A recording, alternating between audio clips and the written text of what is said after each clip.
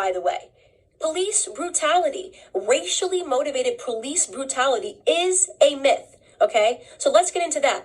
Not only are we using this death, right, and allowing it to cause these riots and protests, pretending this was some upstanding citizen in the Black community who was tackled down and killed for no reason, right? Not only are we allowing it to inspire riots in which Black people are dying, in which actual upstanding Black citizens are dying. Case in point, I'm sure you guys have all now seen David, the sheriff that just was shot and killed because he was trying to protect a pawn shop. Please look him up if you haven't seen it. I'm blanking on his last name. His first name is David, who was shot and killed for trying to protect a pawn shop from looters. An upstanding citizen, an actual head of a police. He was the head of a police his entire life, 77 years old, did everything right? So we now have to kill upstanding Black citizens because a non-upstanding Black citizen, a career Black criminal, died. Now, did he deserve to die in that manner? No. I can't say it enough. No, he didn't deserve to die in that manner. But I will be damned if the rest of us upstanding Black citizens have to suffer because of this incident that rarely ever happens in America. So here are some numbers for you people that are still believing that police brutality is a real, racially motivated police brutality is a real thing. First and foremost, okay, you have a 25% higher chance as a violent white criminal of dying at the hands of a police officer than you do as a Black criminal. Last year, a total of 9 unarmed black men were killed by police officers and 19 white men were killed by police officers. For those of you that aren't good at mathematics, right, you might be thinking, oh, but Candace, white people represent 60% of the population and Black people represent just 13% of the population. It doesn't matter what percentage of the population you represent. It matters what percentage of the violent criminal community you represent. And unfortunately, Black community commits a disproportionate amount of crimes compared to the white community.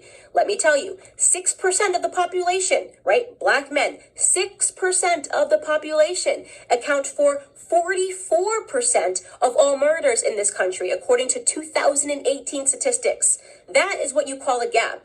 And yet white people who represent 60% of the population, we represent 13, Black men are 6%, only represent 50% of all the murders, right? That makes no sense. That makes no sense. A 6-point variation in a community where we are extreme minorities. We commit 50% of all violent offenses, evenly split, and we're only 13% of the population, okay? So we have a lot more encounters with police officers. And don't say the police officers are coming around because we're Black. I'm talking about violent criminals. I'm talking about murder, 44% of murders, okay? You want to talk about real statistics? The police officers have way more to be fearful of in the Black community than the other way around, okay? We commit, on average, a police officer is 18 and a half times more likely to be killed by a Black person than the other way around. Okay, so this entire narrative is complete smoke and mirrors. It's all made up. It's just election fodder. It's white versus Black because it's an election year, not because Black Americans are suffering at the hands of police officers more than white Americans. Do some police officers do the wrong thing? Yes. I don't think there's anybody in the world who has not encountered a police officer and thought this person is an absolute jerk who is power tripping, whether you are Black or white. We know they exist. And we know they're always going to exist, by the way, because they're human beings. And sometimes human beings suck.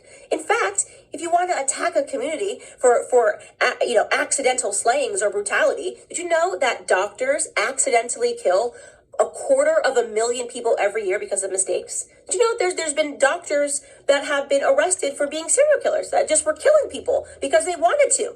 Do we protest and boycott doctors? Do we assume all doctors are horrible human beings because some doctors are? Or do we realize that society is not perfectible? People suck in every profession. It is no excuse to paint society with a broad brush. It is certainly no excuse to accept a Democrat narrative, okay, that Black people are being disproportionately hunted down by police officers because of the color of their skin. You want to know the best way to avoid not being brutalized by a police officer is to limit the amount of encounters you need to have with them, especially when it comes to violent crimes. Okay? I am not going to stand for this continual bottom-feeding narrative of us martyring people that have had 5, 6, 7 stints in prison and then pretending they were upstanding heroes to our community. It's bullshit.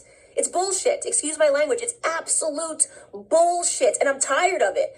I'm tired of having to play pretend. I'm tired of sitting here and being called a coon or an Uncle Tom because I won't play this bottom feeding game with you. If you want to hang up posters of criminals on your wall and talk about them as your martyrs, do it. Do it. You can do it. Kobe Bryant was my idol. Okay, I'll keep a photo of Kobe Bryant. You can keep one of George Floyd and pretend he was an upstanding human being that just once or twice put a gun across a pregnant woman's belly. Could you imagine that woman right now? That black woman, by the way, right? Watching everybody pretend this person was an upstanding human being who just at the age of 42 and 5 prison stints was going to get his life together. I mean, it's embarrassing. We are embarrassing in that regard, right? This is why we have a cycle and a toxic culture, because nobody wants to tell the truth in Black America. It's so easy to be a victim. It's so easy to ask white people to bow down and apologize and do all these things for us. It's crap. It's crap. It's a lie. It's a farce.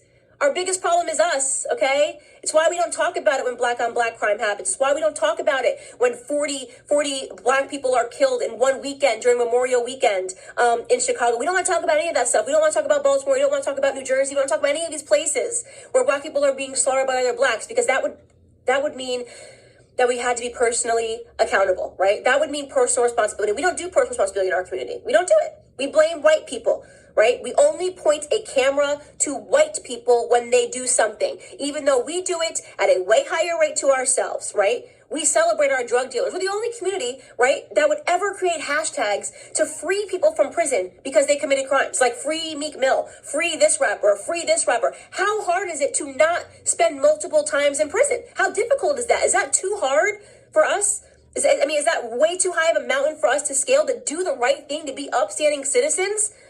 That is the call to action that I have for Black America with Blexit. Like, why do we keep fulfilling this narrative? What do you think the perception of us, by the way, is on the outside? You ever look at the comments? You ever go into like an anonymous blog and see what people say? Oh, just black people being black people. I see those racist comments. Oh, just black people got to riot. Black people got to be black people. You know how they are. Oh, just black people being ignorant. That is the perception. When people get to be anonymous and talk about us, that's what they think about us, right? They think that Love you, we are the kind of Candace. people that